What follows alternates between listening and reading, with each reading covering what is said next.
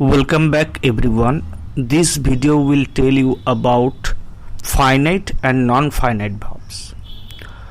We all know a finite verb is limited by person and number of the subject and changes its forms according to tenses. Whereas a non-finite verb isn't limited by person and number as a verb that has a subject and is therefore called the verb infinite or simply the infinitive. A finite verb helps to complete the structure of a sentence, but an infinitive cannot do that. Moreover, a finite verb requires a subject, but an infinitive cannot take a subject. So কি বলছে finite verb? Finite verb হচ্ছে person বা number of the subject দ্বারা limited নয় এবং it can change it's form according to tenses. Finite verb tense অনুযায়ী তার forms change করতে পারবে। তাছাড়া একটি finite verb helps to complete the structure of a sentence. একটা বাক্যের স্ট্রাকচারকে কমপ্লিট করতে সাহায্য করে। আর কি করে? এই ফাইনাইট ভার্বে একটা সাবজেক্টের দরকার হয়। নন ফাইনাইট বা ইনফিনিটিভ ভার্বের ক্ষেত্রে কি হয়? এটা limited not by person or number, সাবজেক্টের পার্সন বা নাম্বার দ্বারা লিমিটেড নয় এবং টেন্স অনুযায়ী চেঞ্জ হবে না। একই সঙ্গে ইনফিনিটিভ সেন্টেন্স স্ট্রাকচারকে কমপ্লিট করতে সাহায্য করে না এবং infinitive cannot take a subject, infinitive subject নেয় না। এক্সাম্পল দিয়ে ক্লিয়ার করে দেওয়া যেতে পারে finite verb. Fatima goes to school, the mangoes taste sweet, he attended 3 meetings.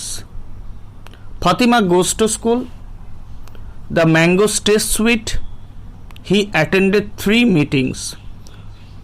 দেখো গোস, টেস্ট, অ্যাটেন্ডেড এই যে ভার্বগুলো বলা হয়েছে ফাইনাইট ভার্বের এক্সাম্পল।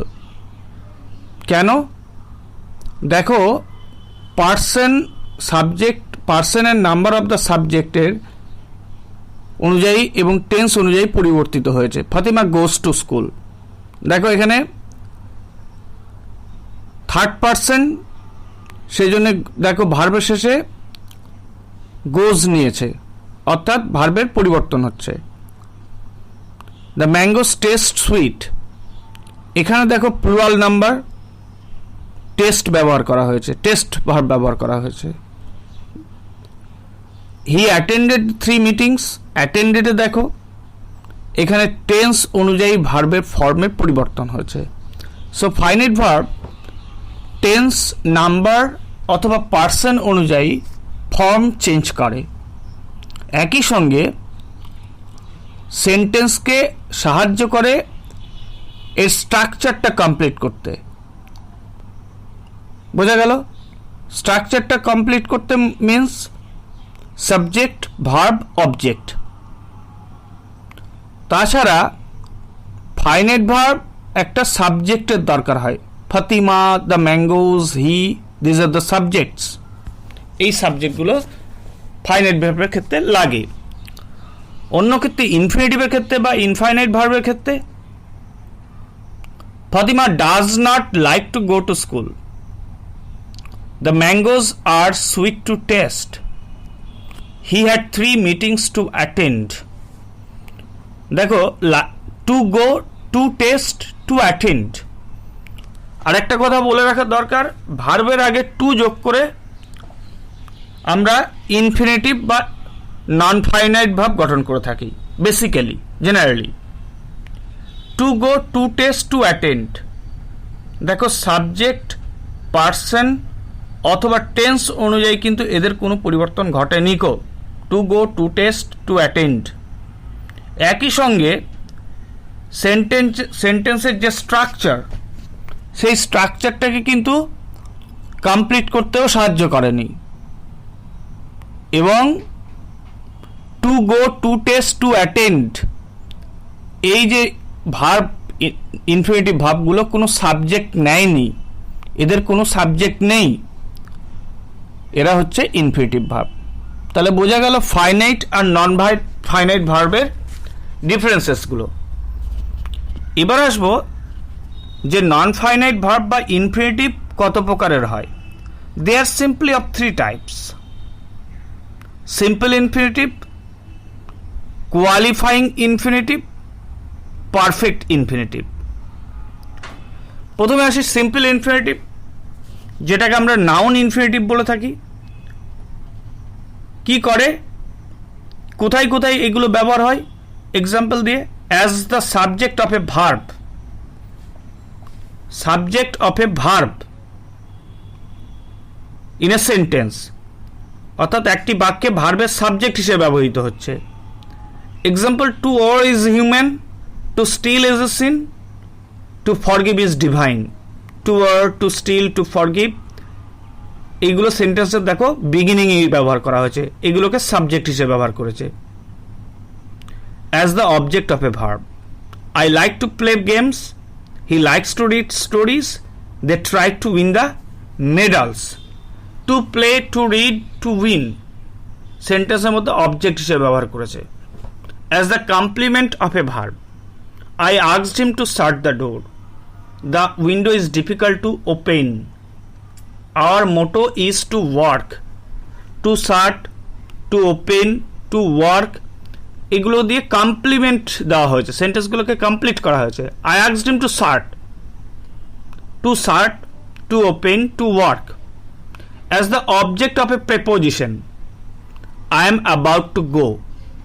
তাহলে প্রিপোজিশনের object to go, about preposition to go. The runners are about to start, preposition about, to start. The patient was about to die, about preposition to die, তাহলে object হিসেবে ব্যবহার করা হয়েছে। তাহলে প্রিপোজিশনের অবজেক্ট হিসেবে ব্যবহার করা হচ্ছে। Next, qualifying infinitive. Qualifying infinitives are used to qualify the noun.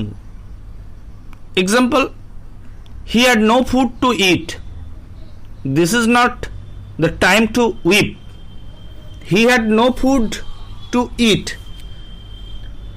Time to weep. Food to eat, time to weep. দেখো ফুড নাউন, টাইম নাউন, সুতরাং এগুলোকে কিন্তু কোয়ালিফাই করছে। Time to eat, food to eat, এগুলোকে qualify করছে। To qualify an adjective, the rose is sweet to smell, fruits are good to eat. Sweet, good, এগুলো হচ্ছে adjective. Sweet to smell, good to eat, সুতরাং অ্যাডজেক্টিভকে qualify করতে infinitive verb ব্যবহার করা হচ্ছে। To modify a verb, we eat to live, purpose. I am going to see the match, purpose. তাহলে to live, to see কোন ভার্বকে modify করছে? ইটকে, গোয়িংকে মডিফাই করছে।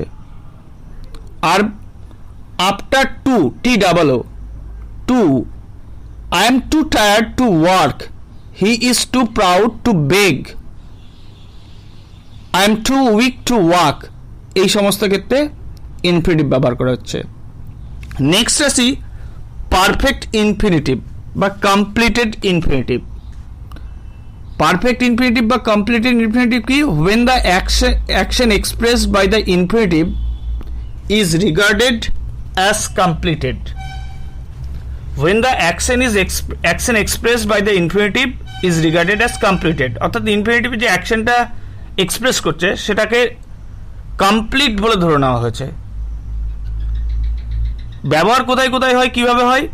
হি seems to have been beaten, they seems to have forgotten to come here. To have forgotten, to have beaten, এগুলো হচ্ছে perfect infinitive বা কমপ্লিটেড ইনফিনিটিভ। নেক্সট আসি, একটা কনফিউশন তৈরি করে, সেটা হচ্ছে বেয়ার ইনফিনিটিভ। বেয়ার ইনফিনিটিভ কী জিনিস?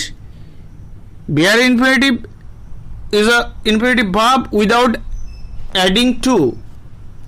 টু ছাড়া যে ভার্ব ইনফিনিটিভগুলো হচ্ছে সেগুলোকে বলছে বেয়ার ইনফিনিটিভ।